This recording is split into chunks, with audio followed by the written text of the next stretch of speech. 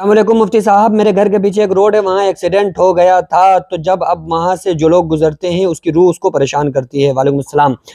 دیکھیے، یہ ایکسیڈنٹ جو ہو جاتے ہیں نا، اور ایکسیڈنٹ میں لوگوں کی ڈیتھ ہو جاتی ہے، لوگ مر جاتے ہیں، انتقال کر جاتے ہیں، تو پھر ایسی جگہوں پہ جلدی کوئی جاتا نہیں ہے، گزرتا نہیں ہے، کیونکہ وہاں پر اس کی روح آتما نہ بھٹک رہی ہو، اور اس آتما کا سایہ کہیں انسان پر نہ ہو جائے، تو ہر انسان وہاں سے نکلنے میں ڈرتا ہے۔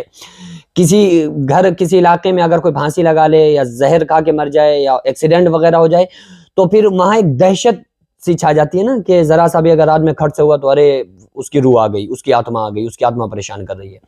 تو یاد رکھو کہ یہ آتما اور روح انسان کو پریشان کر سکتی ہے یا نہیں کر سکتی ہے، اور ایکسیڈنٹ میں مرنے والوں کی روحیں کہاں رہتی ہیں، پریشان کرتی ہیں نہیں کرتی ہیں، اس کو سمجھنے کے لیے آپ کو یہ سمجھنا پڑے گا کہ مرنے والے لوگ جو ہوتے ہیں ان کی روحیں رہتی کہاں ہیں، ٹھیک ہے؟ اور اب سب کی روحیں الگ الگ رہتی ہیں، کسی کی کہیں، کسی کی کہیں۔ تو یہ کیسے سمجھا جائے گا؟ قرآن مقدس میں اللہ تعالیٰ نے فرمایا کہ اچھے لوگوں کی جو روح ہوتی ہے وہ علیین میں، ان کا جو دفتر ہوتا ہے، نامہ اعمال علیین میں جاتا ہے۔ وما ادراک ما علیون کتاب مرقوم، وہ لکھا ہوا ایک دفتر ہے۔ اور اچھے برے لوگوں کی جو روح ہوتی ہے وہ سجین میں جاتی ہے، اور سجین کے معنی قید خانہ کے ہیں، سجین کے معنی آتا ہے جیل، قید خانہ۔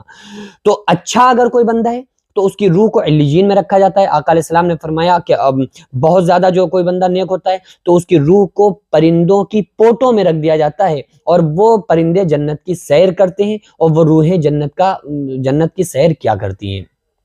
کچھ لوگ ایسے ہیں کہ جب ان کو قبر میں رکھا جاتا ہے، نیک بندے، تو اعلان ہوتا ہے، جب وہ صحیح سوالوں کے، فرشتوں کے سوالوں کے صحیح جواب دے دیتے ہیں تو اعلان ہوتا ہے کہ اس نے سچ کہا، اس کو جنت کا کپڑا پہنا دو، اس کو جنت کا بچھونا بچھا دو، اس کے لیے جنت کی کھڑکی کھول دو، پھر وہ قیامت تک عیش اور چین کی نیند سوتا ہے۔ اعلان کیا جاتا ہے کہ اس کو ایسے سلا دو جیسے نئی نویلی دلہن سوتی ہے، تو وہ تو ہمیشہ کے لیے سو جاتا ہے، اور قیامت کے دن جاگے گا، من مرقدین ھذا ما وعد الرحمن وصدق المرسلون۔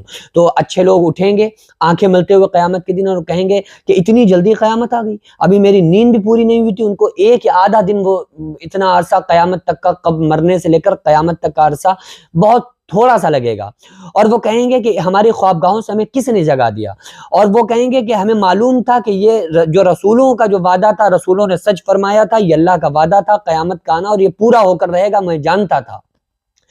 تو اچھے جو لوگ ہوتے ہیں، کچھ لوگوں کو قبر میں سلا دیا جاتا ہے، انہیں کوئی ہوش و حواس نہیں رہتا ہے، وہ بس چین کی نیند سو جاتے ہیں۔ کچھ نیک بندے ایسے ہوتے ہیں جن کی روح کو پرندوں کی پوٹوں میں رکھ دیا جاتا ہے، وہ جنت کی سیر کرتے ہیں۔ کچھ روحیں ایسی اچھے بندوں کی ہوتی ہیں جن کو علیین میں رکھا جاتا ہے۔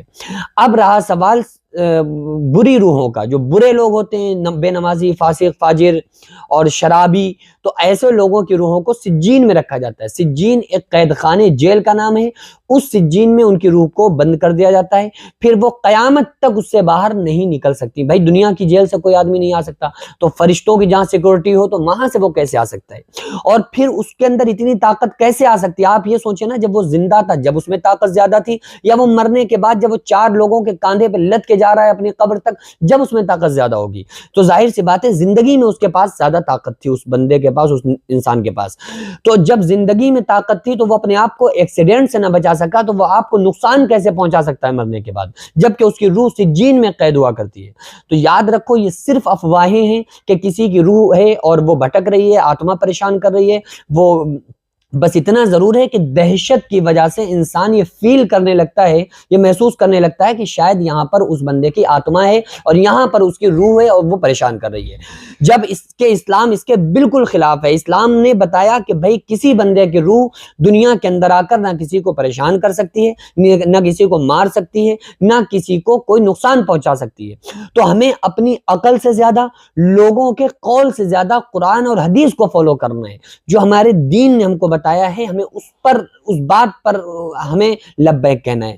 تو بس اسلام نے بتایا ہے، شریعت نے بتایا ہے، قرآن حدیث نے بتایا ہے کہ کسی کے مرنے کے بعد روح واپس نہیں آتی ہے، اور کسی کو پریشان نہیں کرتی ہے، کسی کو نقصان نہیں پہنچاتی ہے۔ اچھے بندوں کی روحیں اچھی جگہ پر ہوتی ہیں، برے بندوں کی روحیں جیل خانے میں، سجین میں قید ہوتی ہیں، تو اس لیے وہ یہاں آنا ان کا پاسبل ہی نہیں ہوتا ہے، بری روحوں کا۔